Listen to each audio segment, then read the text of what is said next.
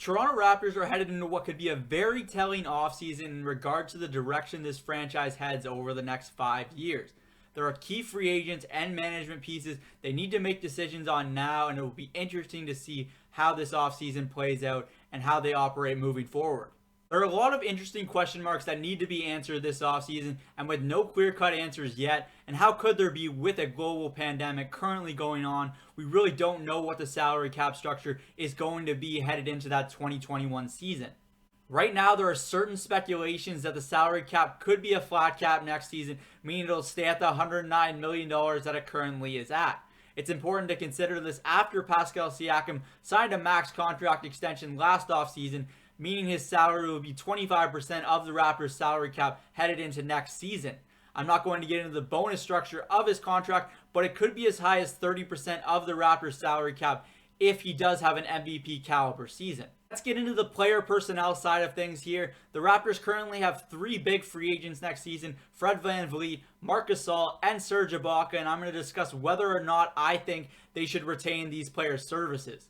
Let's start with the big man, Marc Gasol, who played a pretty big role in the Raptors championship last season. I don't envision Marc Gasol's market to be particularly big this offseason because he didn't have a particularly stellar regular season or playoffs. Injuries did play some parts in that, but I don't expect his market to be very big this offseason, and he's certainly going to be taking a big pay cut from the $25 million he made this season.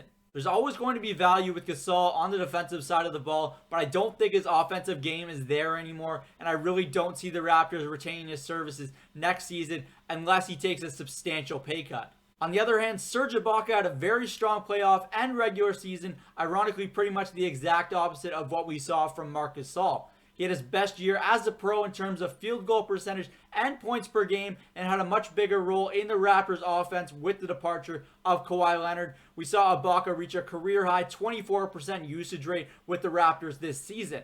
With that being said, I think the Raptors would be wise to retain the energy that Ibaka brings to the Raptors lineup, depending on the price tag that he is looking for, of course.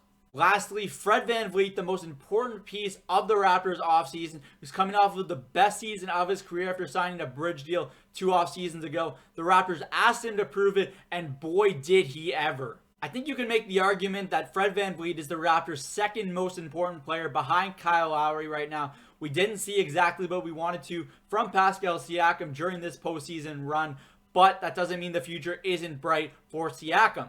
There is no doubt that Fred Van Vleet is looking to get paid this offseason, and he could want as much as a max contract from the Raptors, and I wonder if the Raptors will be able to give that to him. Let's actually rephrase that. The question isn't whether the Raptors can give that to him, it's whether they want to and think he deserves that kind of a contract. If I were the Raptors, I would think long and hard about giving Fred Van Vleet one of your max contract slots, but I do think he is very important to this Raptors team, so it'll be interesting to see what Raptors management decides on the Van Vleet front. Speaking of Raptors management, Masai Ujiri and Bobby Webster's contracts are up after next season, so that's another item on the agenda list this offseason to get these two important pieces signed long term. Masai Ujiri instilled a culture in Toronto sports that is irreplaceable, and I think you need to get his contract done as soon as possible. That's it for me today from Cook's Corner. It's very clear the Raptors have a very important offseason coming up with 3 key free agents on the docket and some management issues to figure out as well. Comment below whether or not you think the Raptors should re-sign these 3 free agents, and if not, what route they should go. I'm Zach Cook. I'll see you later.